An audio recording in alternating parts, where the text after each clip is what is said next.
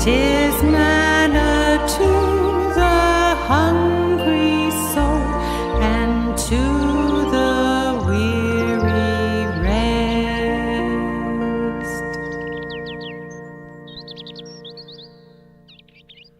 God's words are sweeter than honey dripping from a honeycomb, for they warn us away from all harm.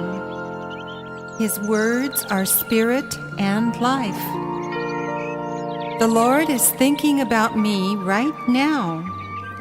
He is my helper and will come quickly to my side. He is very gentle with me. He loves me even when I feel weak and helpless and have no strength at all.